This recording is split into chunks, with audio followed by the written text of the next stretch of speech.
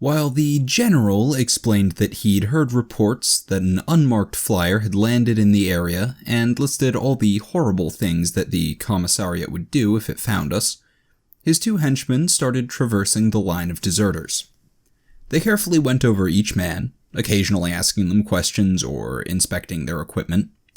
We all nervously checked ourselves over and eyed the interrogator, who'd apparently gotten tired of standing straight and was now in a pose best described as lounging.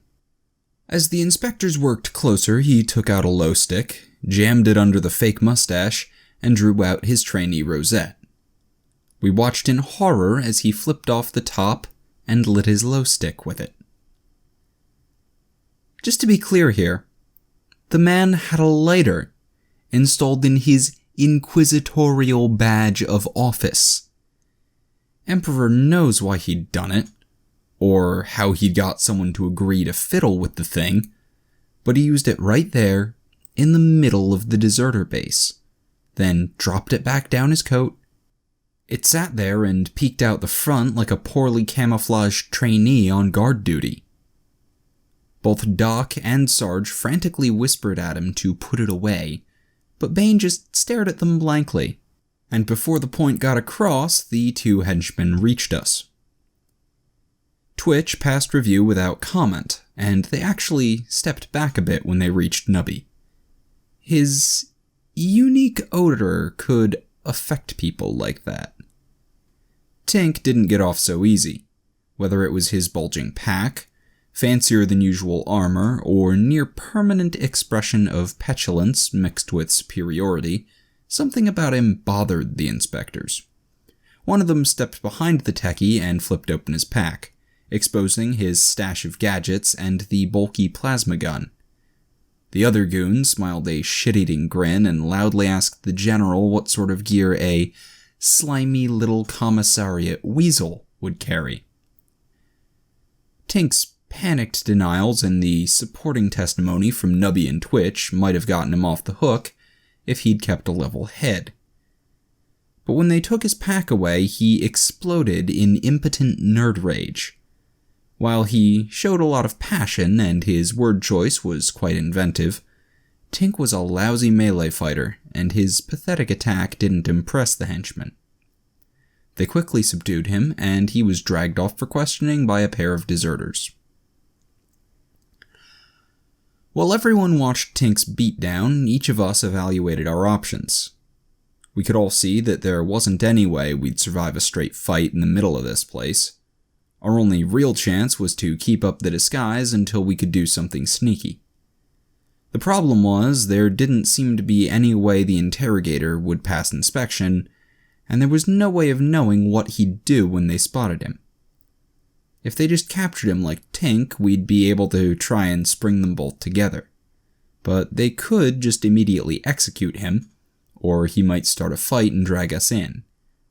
Each of us was so busy agonizing over this that we almost missed it when Bane made his move. The interrogator just casually walked from his position in line just past Tink to a spot between Nubby and Twitch. Apparently, everyone was too busy watching our mouthy techie get the shit beat out of him to notice. When the inspection resumed, both goons moved on to Sarge and Doc without blinking. It was really quite amazing. The man hadn't done anything sneaky, he'd just chosen the exact moment when everyone was distracted. We all did our best to keep the surprise off our faces, as the inspection was wrapped up without further incident.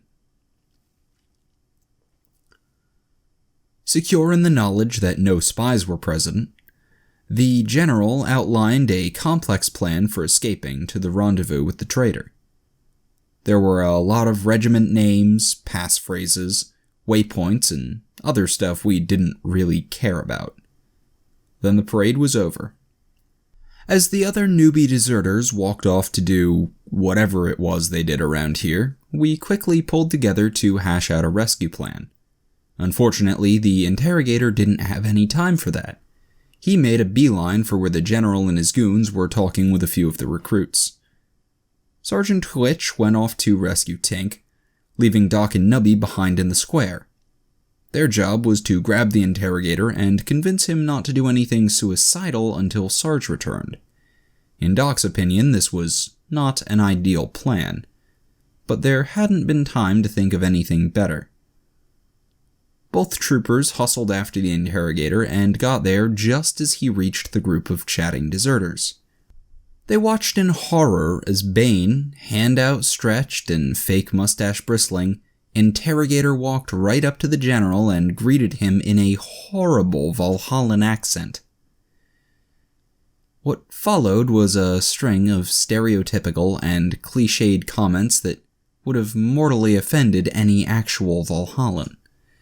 Both Nubby and Doc had served with the Ice World regiments before, and it was physically painful to hear the interrogator calling everyone comrade, joking about how hot the climate was, and complaining about the lack of alcohol in the camp.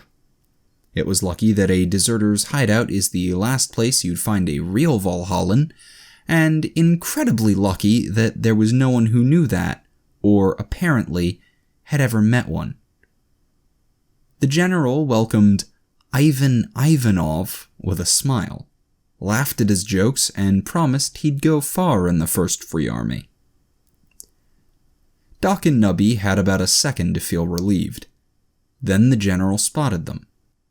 His smile turned into a suspicious glare, and he asked Doc just which regiment he was from. Doc was a clever boy, a good fighter, and a decent medic. But he was a terrible bullshitter. He froze up for a solid 5 seconds, then started stuttering, asking if the general meant him and if he really wanted his whole life story. When the general didn't stop glaring, the panicking medic took refuge in the truth, and started to rattle off the regimental details of the Jenner 99th Medium Infantry, a regiment which had died years ago. Nubby tried to come to the poor boy's rescue, but the general responded in a way that most officers did when confronted with Nubby Nubs. Which is to say, he ignored the little trooper in hope that he'd go away if no one gave him any attention. Eventually, the stream of babble was cut off, and the general started asking some very pointed questions. Doc scrambled to field these, but was distracted by the interrogator. Bane had wandered behind the general, and was carefully scrutinizing the note that he'd been waving around when talking about contacting a rogue traitor. After giving it a good once-over, the interrogator held up his wrist chrono and fiddled with it until a screen and lens popped out the sides. A mesh of green light was projected on the note as he carefully scanned the whole thing. Both sides. Doc could barely keep his eyes off the scene of blatant spying as he fumbled through the questions. If anyone even glanced towards the interrogator, they'd all be killed. No one did look, though. Everyone was busy staring at Doc, who had already sweated out half his body mass and was going for 3/4. He just barely managed to answer all the questions aimed at him without blurting out something about working for the Inquisition. But it was obviously just a matter of time before either he tripped up or fainted. Right as things reached their most dire, the interrogator finished, walked up to Doc, and threw an arm around his shoulders. In that horrible accent, he chastised the general for being too suspicious of bosom companion comrade doctor boy, then told a series of horribly cliched jokes. Just like that, everyone was all smiles again. The general stated that any friend of Ivan's was a friend of his, then shook Doc's damp hand and went to talk to some of the other recruits. Doc practically collapsed in relief, and Nubby grumpily swore at them both from the puddle he'd been shoved into by one of the goons when he wouldn't shut up. The three of them headed into the direction Tink had been taken, and Doc pulled out his comm bead. Before he could call anyone, the air was filled with Twitch's screaming, and, on reflex, both soldiers hit the dirt, dragging the interrogator down with them. Twitch was having a pretty good time. Sure, he was in the middle of a hostile base, inside an orc-infested battlefield, but Sarge had given him one of those good orders. He'd been told to make a distraction. A big one. About half his supply had been secreted around the base. No one had even commented as he'd walked around holding the explosives, and the only troopers that had seen him planting them had backed away when he asked them if they wanted the help. He figured it'd take just long enough for everyone to figure out the situation for them to get safely out of the base. With a big smile on his face, Twitch sat and waited for Sarge's signal. When his comm clicked, the Demolition's trooper took a big breath, screamed, "Incoming artillery!" and hit his first detonator. A shout was reflex-echoed by several deserters, and the entire base started shaking with well-timed and placed explosions. A few seconds after the first barrage, Sarge's voice came from his comm bead, instructing everyone to head for the side exit Bane had used.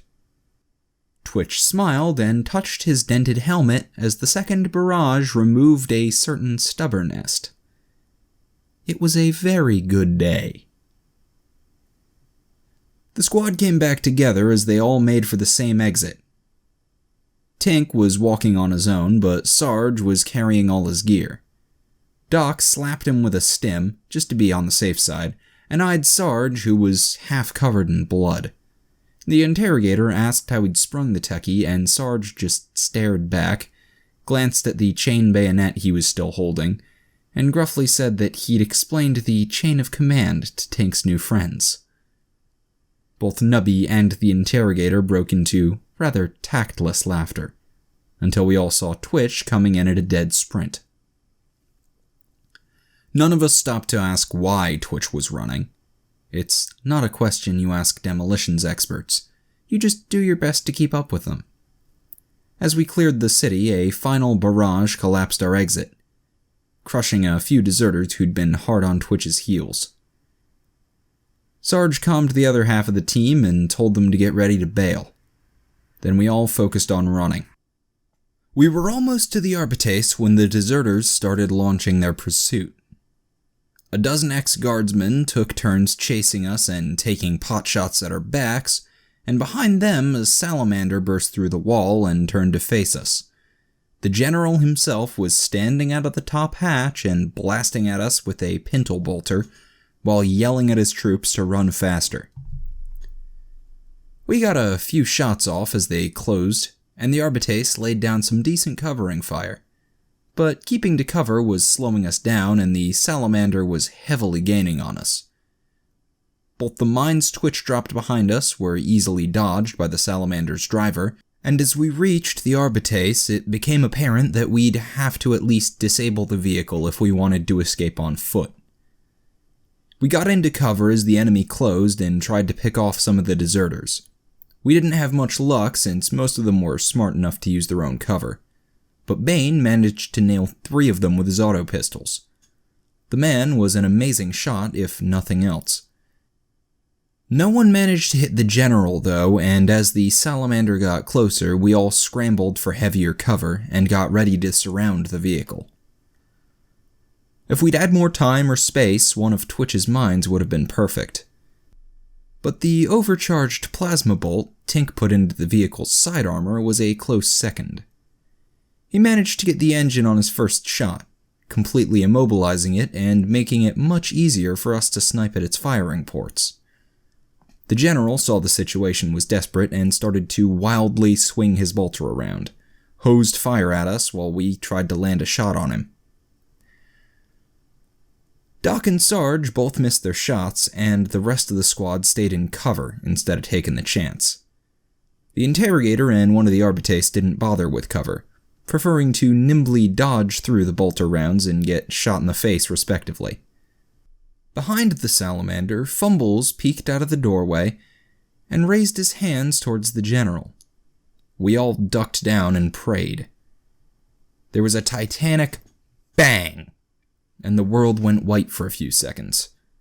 Only Sarge saw as the interrogator leapt up onto the salamander, put a gun up against the stun man's head, and mutter a pithy one-liner before blowing it off. Once everyone could see again, we finished off the last deserters in the salamander without incident. Unless you call Tink overheating his plasma gun and dropping it on his foot an incident. The important thing is that no one else died and the other deserters legged it after the salamander was dealt with. The end count was 2 dead, one of the adepts died while we were away, 2 wounded, and 1 very unconscious psyker. The interrogator said we weren't allowed to just leave him, so Sarge carried him while the Arbite carried the adept. The 2 dead were given a proper military cremation, courtesy of Tink's plasma gun, which he managed to overheat and drop on his foot a second time during the quick service. That done with, we all headed back for the flyer, which the co-pilot confirmed was still completely secure. As we all walked, the interrogator congratulated everyone on killing a dangerous rebel and helping him secure a piece of critical information. He happily told everyone how the information we'd found identified both treacherous rogue traitors and traitors within the local guard command. It was sure to be a part of our investigation. While it really was a good haul, especially for how stupid the whole mission concept had been, most of us just ignored him, and Tink actively glared at him while muttering about how unfair the universe was. Then we got back to the flyer, and anger towards the interrogator was redirected towards the co-pilot, who had failed to mention the other 2 flyers or the woman holding a gun to his head. Since none of them shot at us, we decided the situation was some sort of political, and deferred it to the interrogator. Bane ignored the men stepping out of the other flyers, knocked on the woman's door, and actually held up a hand to help her down when she opened it. To our amazement, she actually took it and laughed a little as she stepped down, all plus 2 meters of her. To put it simply, the woman was huge, in several ways, and while she might have been beautiful, we were all too focused on the fact that she was bigger than Sarge and had more scars than all of us put together. She was carrying an Astartes-sized bolter, had a eye patch shaped like a heart, and was wearing what had to be a custom-made set of carapace armor. The interrogator was a head shorter than her, and had the sort of grin you see on professional mountaineers or big game hunters. None of us could hear what the 2 said to each other, though it was apparent that our boy was doing well. We heard a few laughs that sounded like a Lehman Russ gunning its engine, and if any of us had put our hands where he did, we'd have lost them and an arm too. After a while, Bane called us over, introduced the woman as Ivana Kroshiu, and told us that she represented a very influential man who wanted to meet us. We all got in the flyer. Tink didn't argue when Ivana took his seat in the cockpit, and headed off to meet the man who was very politely taking us prisoner. Since none of us had anything better to do, we all followed Fumble's example and took a nap during the flight. This meant it was a bit of a shock when we woke up in some villa with a few dozen guns in our face. We were relieved of our weapons by some of the hard-bitten men around us, who might as well have been wearing shirts that said "Deserter Mercenaries," and this time Tink kept his mouth shut when his plasma gun was taken away. Fumbles was still out of it, so Sarge carried him, and we were herded to a rather nice waiting room. Ivana and the interrogator ditched us there, presumably to talk to the boss without the guardsmen dirtying the place up. They took half the guards with them, and this evened the odds to the point where some of us started to get ideas. The men who'd disarmed us hadn't been nearly thorough enough. Doc only had his medkit and Tink had nothing, but Sarge still had his boot knife. Nubby had a stub gun, and Twitch had kept his backup grenades as well as Lay's pistol. Even if the rest of the team and the co-pilot had nothing, we had enough firepower to take out the guards, and after that we'd have their shiny combat shotties. On top of that, we could see the flyer sitting on its pad just a short sprint away. There was a real chance that we could escape, and even ditch the interrogator in the bargain. It was very tempting, But none of us wanted to leap into action and risk getting killed yet. Except for Twitch, no one was absolutely sure these guys were planning to kill us. After all, they could have just done that back in the valley. Then we overheard one of the guards asking another if the boss was planning to kill us personally like the other Inquisition goons. Doc acted as the distraction. He spilled half of his medkit, and a few of the less scrupulous guards noticed several ampules of very expensive drugs rolling past their feet. During the brief scramble, Sarge buried his knife in one guard's throat, Nubby plugged another in the gut, and Twitch scored a headshot, leaving just 4 guards. It was strategy, not luck, that all the guards were closer to the Arbite and adept than the rest of us, and while neither had a weapon, they were both able to tie up a guard and melee for a second. Unfortunately, that left 2 guards free. The first shot barely missed Doc as he scrambled for cover, and the second caught the Arbite in the side, where it was mostly stopped by his armor. Those 2 shots were all they got, because Tink grabbed one of the falling shotguns before it hit the floor, and everyone else was already switching targets. Within seconds, all the guards were dead, in exchange for a single nasty wound on the Arbite, and a broken arm on the Adept. It was a good trade all in all, but we could hear reinforcements coming. Twitch's 2 nades kept the incoming guards back, while we grabbed our shotguns and made an exit.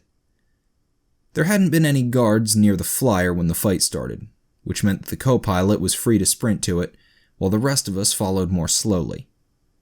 The first hostiles came in from the wrong side and got fried by a quick burst from the flyer's nose gun, but the second set came in from behind it and engaged us in a running gunfight. There was no cover to speak of on the path to the flyer. It was going to be a bloodbath unless we were exceedingly lucky. Just this once we were. None of us had paid much thought to fumbles. We certainly didn't want to carry an unconscious body with us as we ran, so we left him to the Arbite and Adept to worry about. He was awake now, though, and for the first time since we met him, he didn't fuck up. The psyker waved his hands, and one of the incoming guards turned around, then hosed his squad mates point blank, automatic shotgun fire. It was pretty gruesome. Some of the guards got shots off at us before they died, taking a chunk out of both Nubby and Sarge, but not doing any serious damage. The same couldn't be said for the fire that came in from our pursuers, though. Their first volley blew the Adept to pieces, and forced us all to duck and return fire instead of continuing our sprint.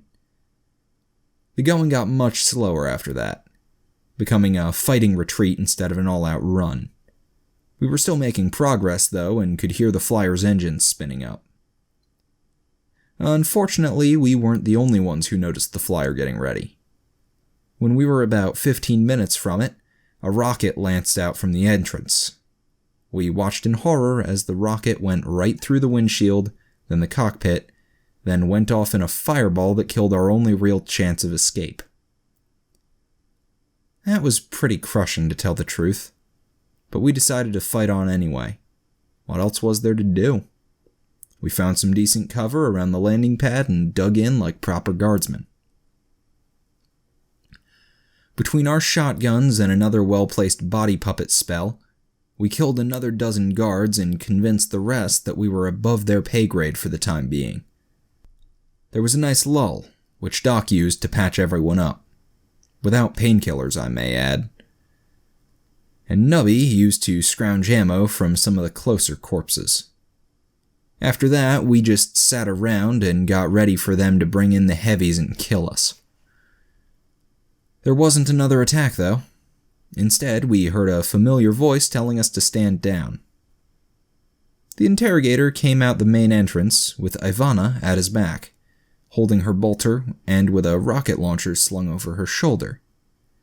Bane alternated between congratulating on our bravery and yelling at us for acting without orders, then segued into a lecture on how everything was being worked out, and we all might come out of this alive if we put down our weapons and acted intelligently.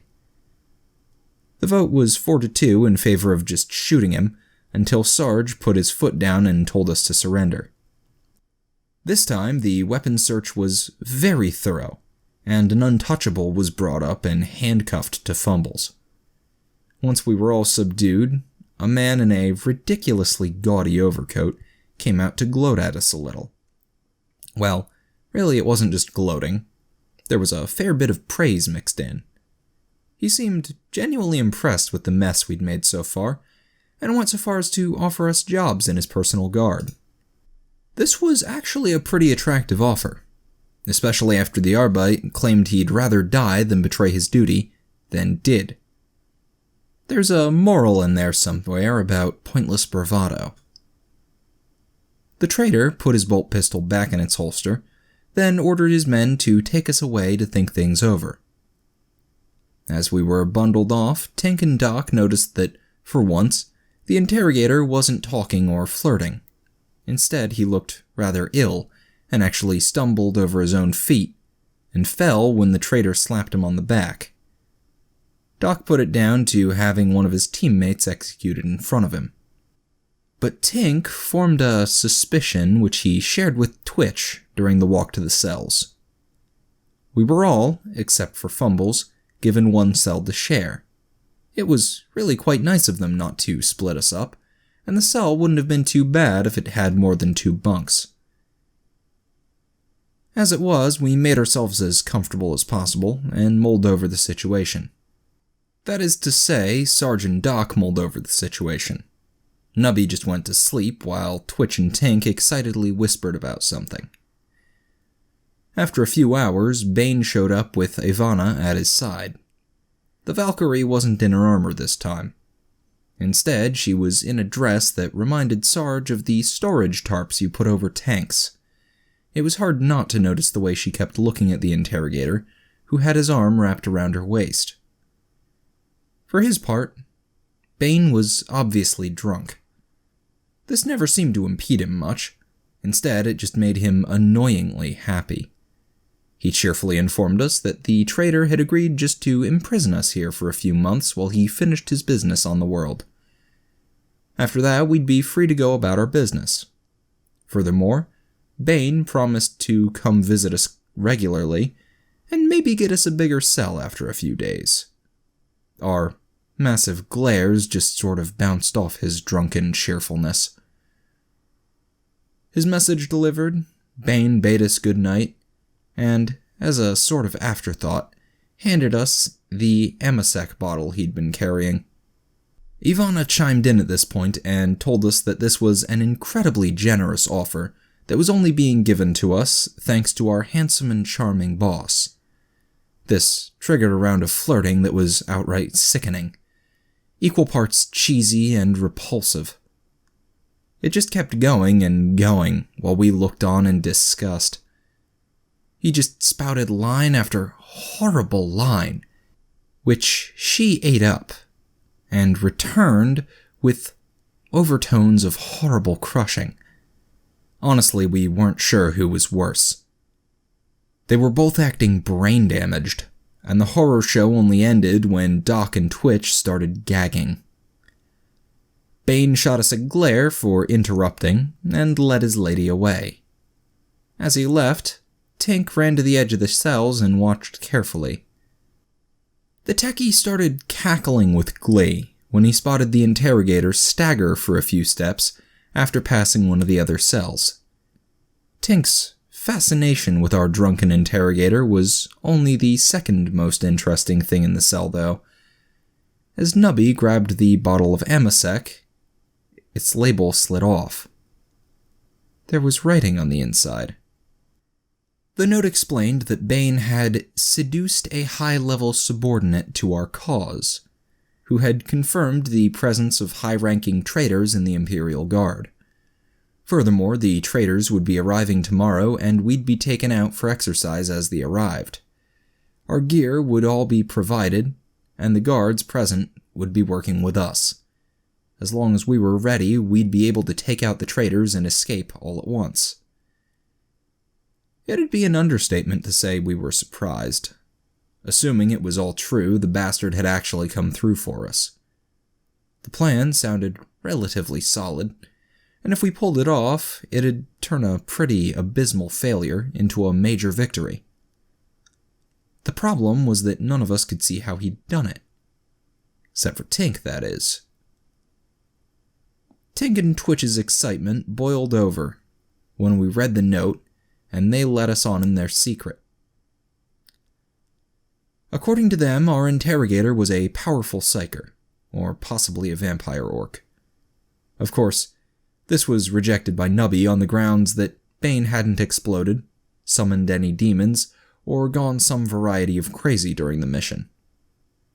Tink claimed that most psykers didn't do these things, but had a great deal of difficulty convincing anyone, especially when Fumbles was brought up as an example. His theory went that the interrogator was some sort of Nacet, which we took to mean sneaky psyker who used all his powers to make himself incredibly lucky. Furthermore, Tink claimed he did this by stealing other people's luck, which was why things kept going shit for us, but not him. This was a compelling theory, and was backed up very nicely by the way he acted around the Untouchable, and how Fumbles had always screwed up so massively around him. At this point, Twitch reiterated his theory of vampire orc as opposed to sneaky psyker, but didn't manage to convince anyone. Before we went to sleep, a plan was hatched that night, and we had some very strange dreams. Every single one of us dreamed of a massive nose and mustache, which bellowed, "Alfred, is this blasted thing on?" It was followed by a weary voice informing him that the thing was Fifth Company's psyker, and he didn't need to shout. After a little more arguing, the Rupert finally backed up to where we could fully see him, but he still yelled. We noticed that the Inquisitor had traded his dress uniform for a set of power armor that had definitely seen battle recently. Behind him, Alfred was busily relaying orders to several subordinates we couldn't make out, and there was the sound of fighting nearby. Sarge tentatively asked what was going on, and the Rupert clapped his hands in delight. What followed was a rather bewildering briefing on the current state of the war. Apparently, the Rupert had claimed command as Inquisitor General, and was in the process of bloodily purging anyone who argued, while simultaneously fighting off a major orc attack. He seemed quite happy about the whole thing. A nice change of pace, as he put it. The only spot in the mustard was that man on the top of his list, Lord General Urumov. He had done a runner. He'd apparently left his post to visit some rogue traitor, and the strike team had missed him. By any chance, did we know where he'd run off to? Sarge was proud to report we were inside the traitor's planet-side base, and were, in fact, already planning our ambush on the traitors. This pleased the Rupert immensely, but Sarge ran into trouble when he asked for the traitor's name or location so he could send reinforcements. Everyone did their best to remember and completely failed, only managing to offer some details about the landing pad area and the name of one subordinate. It only got worse when Nubby admitted that we were all actually prisoners. The Rupert wasn't fazed, but we could see Alfred wince in the background.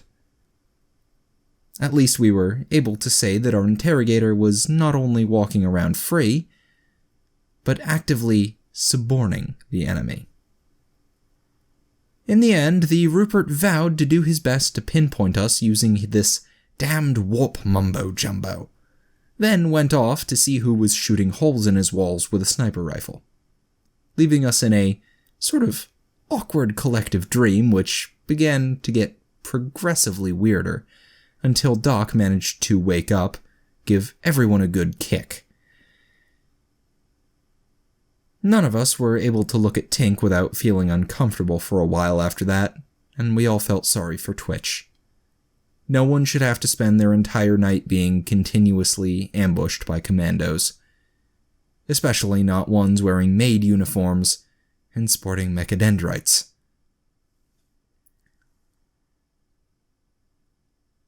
In the morning, a shift of guards came for us, and, as promised, they didn't actually lock our cuffs. Similarly, when we picked up Fumbles, we all felt the weight of his aura as the replacement, Untouchable, activated a limiter. A whispered word from Doc stopped the psyker from causing a bloodbath the second his powers were returned, and we all followed the guards through the villa. While Sarge quietly went over the arrangements with the guard captain, and Doc brought Fumbles up to speed, the rest of us sized up the Untouchable. We had plans for him. Our exercise area was a large courtyard with a fountain at one end and a landing pad at the other. There were a few guards standing near doorways, and some more on the roof. Our escort warned us that these guards were not friendly. Bane and the Valkyrie were waiting near the fountain, next to a row of flower boxes which poorly concealed all of our gear. The interrogator was in costume again. He'd replaced his coat with one that matched the guards, and gotten a hat too. Once again, his rosette was visible, just sticking out of the front of his coat. None of us commented on this. We lined up within easy grabbing range of our weapons, while the interrogator explained the final details of his brilliant plan. The traitors and their foul Xenos master would be arriving shortly via shuttle, and we'd be presented to them as a token of goodwill and proof of the traitors' competence. We'd been lined up, right in front of our weapons, and as soon as they came to inspect us and gloat, he and Ivana would move behind them. When he gave the signal, we'd seize our weapons and kill their personal guards while our escort attacked the guards around us. After the guards were all dead, we'd take the traitors prisoner, all pile into the shuttle, and escape while a distraction kept off any pursuit. It sounded like a solid-sounding plan, and except for a few additions of our own, we intended to follow it. The interrogator walked over to the landing pad. A few of Ivana's guards split off to get into position, and we made what preparation we could, without tripping off either set of guards. Before long, a standard-issue guard shuttle landed in the courtyard and a half-dozen men in uniform got out. They were followed by a tall, thin figure in a cloak. The interrogator and Ivana greeted them, and led them our way. As they closed in, we tried to pick out Lord General Oromov. He was the one target we were really committed to getting. The problem was that none of their insignia looked right. There were 2 bodyguards, a major, a colonel, and 2 generals, but no Lord anything. We figured he was either in disguise or was hiding under the cloak, and scrambled to think of a way to make sure. In the end, we went for the unsubtle approach. When one of the generals stepped forward to gloat over us, Sarge looked him in the eye and vowed that, "You'll never get away with this, Oromov." This did not get the reaction we expected. Instead of surprise or denial, all we got was confusion. The general stopped, looked at Sarge, then back at his group, then back to Sarge. He shrugged and was about to start speaking when Nubby spoke up and accused the other general of being Oromov. When that didn't get a reaction, Tink said the man in the cloak was obviously Oromov, and told him to take it off. The cloaked figure turned to the other general and asked the Guevesa what an Oromov was. There was a brief discussion where it was explained that Oromov was the name of the Lord General that commanded the Eastern Front on the South Continent. Last they heard, he was holed up on the far side of the moon, planning his revenge on the Inquisitor General. So yeah, wrong bunch of traitors. Awkward. Anyway, even if none of them was Oromov, someone had recognized the name. Twitch was watching the interrogator, and Ivana for vampire orc shenanigans, and noticed the Valkyrie flinch like someone had tased her. He made several logical leaps, all of which were incorrect, but led him to the right response. He screamed, Plan B, Plan B, and tackled the Untouchable. Plan B was like Plan A. except we were fighting everyone instead of just the trader's men and the traitors. Sarge grabbed one of the supposedly friendly guards and threw him at one of the bodyguards, while Nubby kicked the other in the groin with the full force of his augmetic legs. Doc and Tink used the split second of breathing room to dig out our weapons, and Fumbles grabbed Twitch a roll of duct tape. Bane immediately drew his pistols and killed the bodyguard, and the captain before he was forced to dodge a haymaker from Ivana. The haymaker completely missed the interrogator and knocked out the traitor general that had been coming up behind him. The cloaked figure and the two surviving officers started screaming about it being a trap. The bodyguard and the guards Sarge had thrown shot each other, and the courtyard exploded into chaos. Honestly, we didn't have any idea what was going on. Guards were killing other guards, reinforcements were coming in and trying to figure out who was the enemy, the traitors had scattered, and a very ominous-sounding alarm was going off. The centerpiece of all this was a martial arts match between Bane and Ivana, which consisted entirely of him dodging her blows while asking her to search her heart. For our part, we started throwing smokes in every direction as fast as we could dig them out, and shot at anyone who seemed to be paying attention to us. Our goal was simple. We wanted to get onto that shuttle and get the hell out of there before we were all killed. The traitors, and guards, and traitor guards would kill each other to their heart's content after we were gone. Sarge led us in a scrambling run from cover to cover as we wrestled with packs half full of dirt and flowers, and the very unhappy untouchable. Now that we knew to look for it, the interrogator's screwed-up probability field was obvious. Shots went wild, Doc and Nubby both jammed their guns, Twitch hit himself in the face with a rebounding smoke grenade, and Tink didn't even try to use his plasma gun.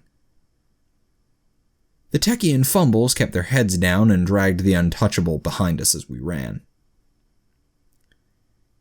As bad as we were getting messed up by the interrogator's field, the Valkyrian guards closer to Bane were getting it worse.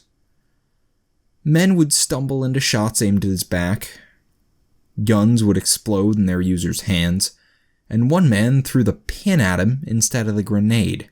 Poor bastard.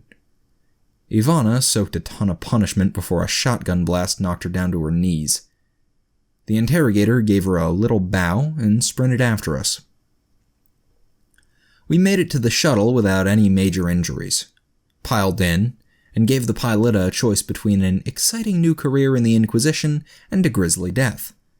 Bane jumped in a second ahead of the slamming doors, and we rose into the air as the villa began to explode below us. Several cars and flyers made it away before the whole thing went up, and the infuriated voice hailed us over the Vox. The rogue traitor swore undying vengeance, and promised Bane that he'd get him next time. Sarge left the interrogator to exchange witty banter, and watched to make sure no one was following us.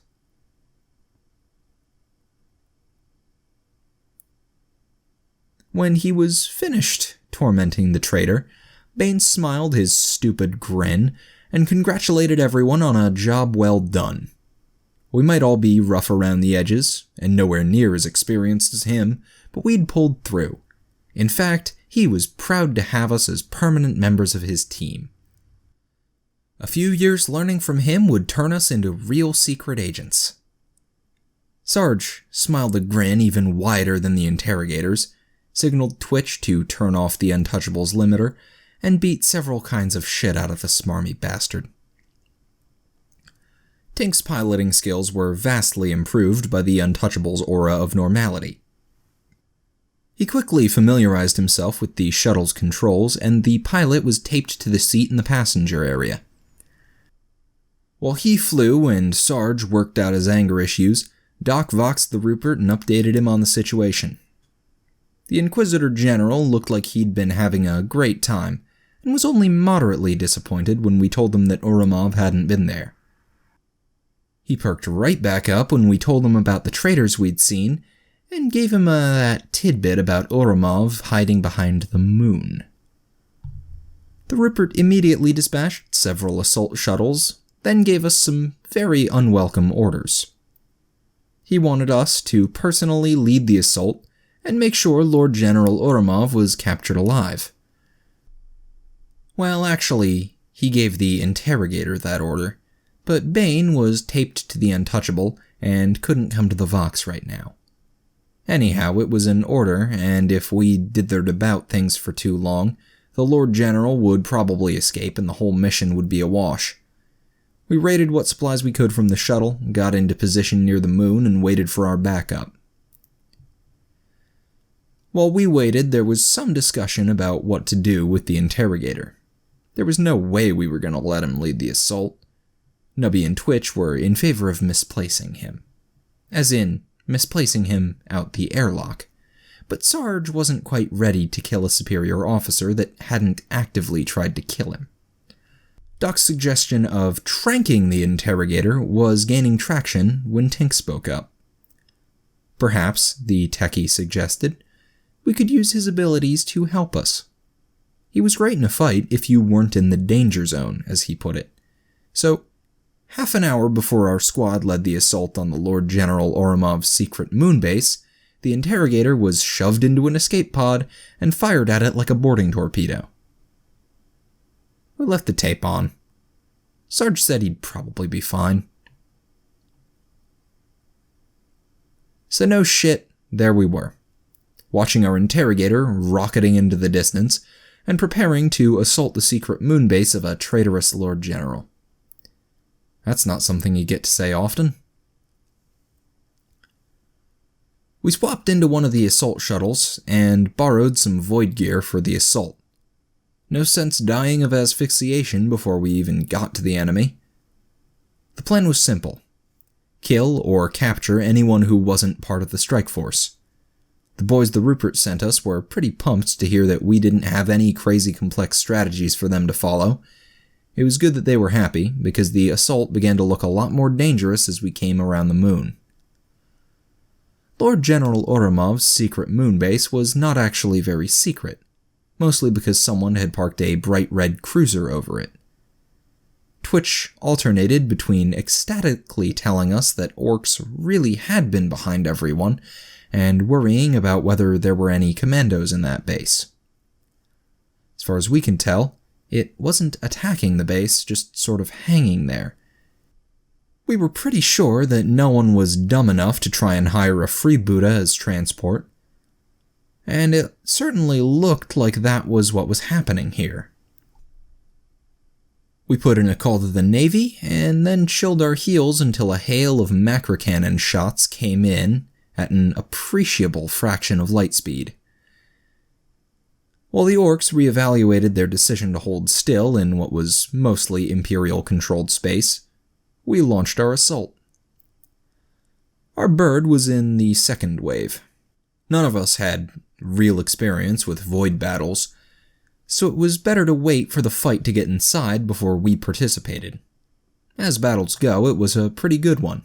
We had more men, better troopers, and the element of surprise. It would have been a quick slaughter without the freebooters. The assault team cut in from every direction, spitting up the defenders and wrecking the chain of command. They pinpointed the HQ within minutes, and we moved in for the kill. This was the sort of fight we liked. The enemy was in front of us, our flanks were secure, and we were the only ones with a decent heavy weapon. There wasn't any screwing around with hallways and their limited cover. We just blasted through wall after wall, flashing the occupants, then hitting the biggest hostile with an overcharged plasma shot. Tink didn't get many more kills than the rest of us, but almost every orc we bagged was all him, and he only burned himself once. The real clincher was Fumbles, though. The psyker was doing wonderfully. A little praise and whatever Nubby had given him while Sergeant Doc weren't looking had really improved his morale. It's amazing how much it helps to have someone who can pinpoint hostiles on the other side of the wall for you, and doubly amazing how much damage a simple invisible grenade can do. Fumbles didn't screw up a single time during the whole push, and even managed to shoot someone with his las pistol. The little guy felt like a superhero, and everyone within 20 or so meters felt like one too. Of course, battles didn't all go our way. Doc got to patch all of us up at some point or another, and we saw at least a dozen assault troopers go down as we cut through the middle of their fights. Honestly, we could probably handle twice the number of hostiles we actually encountered, but none of us were complaining. We knew that our luck wouldn't hold out forever. Our push forward slowed and stalled as we neared the end. Not because there was too much resistance, but because there wasn't any. The halls were empty except for corpses with autogun wounds. Sarge called a halt as we waited for our duct-taped untouchable to be brought forward by some troopers. We weren't going anywhere near the interrogator without him. Once the untouchable arrived, we got him crammed into Sarge's pack like a toddler, and made sure we could turn off his limiter in an instant. Our secret weapon ready, we carefully made our way forward until we heard voices and an ominous hum. Twitch edged around the doorway, flinched backwards, then waved us up. What we saw in there was at least the third weirdest thing any of us had encountered. The interrogator was tied to a table, and what looked like a ship's point defense laser was suspended above him. A massive orc with gold-plated cyborg arm and a tricorn hat was slowly stomping in a circle around the table, and a pair of Gretchen were operating the laser's controls. As we watched, a beam about the size of an arm crackled out and started rotating up the table towards Bane. The gouge it cut in the floor looked to be about 10 meters deep. While this was all rather odd, the outright weird part was what Bane and the freebooter were doing. As the beam crawled towards the interrogator's spread legs, he didn't scream or plead. Instead, he calmly talked with the orc. You thought you was more cunning than us, but Goldfinger's the cunningest orc there is, and I'm Goldfinger. Oh, this here beam death laser is powerful enough to project a spot on the moon, but not this moon. Like if there were another one behind it, there'd be a spot on it. Foul sinners. Do you expect me to talk? What? Nah, you're gone daft. I expect you to die. It's not moving very fast. Shut up. While we're waiting, why don't you tell me about your evil plans? It's not like I'm going to escape to tell anyone. Don't really have got one of those. Was gonna take the posh homies' money, then push 'em out the airlock. But since my cruiser's run off, I'm really just planning to cut some nosy homie in half with my death laser. Oh. I don't suppose you'd be willing to let me go? Or have a beautiful and emotionally vulnerable henchwoman? Can't you grotch make this thing go faster? At this point, the beam was getting pretty close, and we felt it was time to do something. We weren't ready just to let the interrogator die. Not when the mission was almost over, and we knew we could subdue him at a moment's notice. Tink lined up a shot on what looked like the most critical component of the laser. The rest of us got ready to open fire, and Fumbles sat in the corner since we wouldn't let him use his powers this close to the interrogator. Twitch fired, the Gretchens both exploded, and the lasers went haywire. Before it cut off completely, the beam somehow split apart, and simultaneously cut every single one of the interrogator's restraints. This did not surprise any of us. The first volley of lasfire hit the freebooter square in the chest, the second was stopped by his augmetic arm, and the third was delayed as we scattered away from a well-thrown stick bomb. Sergeant Doc took the right, peppered him with unaimed lasfire while frantically dodging a rain of slugs. On the other side, Twitch, Nubby, and Tink all took careful aim at the back of the orc's head. Twitch's gun jammed, Nubby managed to hit the floor and the ceiling, and Tink's plasma gun overheated. All three troopers stared at each other in panic, then scattered as another stick bomb landed between them. As they ran, they were treated to the sight of Bane rising up behind the orc with a comically small switchblade. The way he jammed it into the freebooter's ear wasn't funny, though. The massive orc started flailing around, frantically trying to dislodge the interrogator. Everyone took a second to appreciate the sight, then opened up on full auto, only pausing to reload or clear jams. As a side note, none of us bothered to try and miss Bane. We figured he'd take care of that himself. The freebooter finally dislodged the interrogator and threw him into a bank of cogitators. But he was obviously on his last legs. A final few volleys reduced him to a bleeding pile of meat, and a det pack made sure he wasn't getting back up. Twitch used 3 detonators for that, and we still had to set it off by shooting it with a laser gun from the hallway. That done, there was a round of high fives and celebratory smokes, which were interrupted by the sound of approaching boots. We all dove into cover, but Bane just stood there and faced the dozen stormtroopers that thundered through the far door. Behind them came a man in a Lord General's uniform, and Ivana in a suit of power armor. There was a brief, surprised staring match, then Lord General Oromov started monologuing. It wasn't the best monologue. We'd heard 1 or 2 really good ones, and this one was only sort of middling. Sarge signaled everyone to start lining up their shots, quietly calling targets over the comm while the idiots bantered. It was an agonizing wait. Nubby and Tink both nearly cracked before it was over, but it paid off. Bane dismissed something the traitor said, turned to face Ivana, and asked if she would listen to her boss or her heart. Duck threw up a little in his mouth. The Valkyrie went from 0 to 60 in half a second. The 2 stormtroopers nearer to her were reduced to chunky salsa. Bane did some sort of ridiculous backflip behind a table, hefted the freebooter's shooter, and somehow managed to use it to hose fire across the troopers. While they did the showy stuff, we placed 4 solid headshots and knocked out the door controls behind the traitor. The fight ended with Oromov being suspended from one of Ivana's fists, while she used the other to lift the interrogator high enough for a sloppy makeout. Sarge voxed the Rupert to report our success, while Tink and Doc pried the terrified Lord General down and tranked him. Nubby and Twitch retrieved fumbles and verified that no hostiles were left in the area. At this point, Sarge called the mission a success, and started to reach behind his back to turn off the Untouchable's limiter. A second later, he was covered with a spray of bone and meat, as Bane casually blew the taped-up prisoner's head off. Couldn't let a traitor like that live, could he? We were all on pins and needles. It was like being trapped in a very small room with a sleeping Ursid. Doc carefully pulled the Lord General back.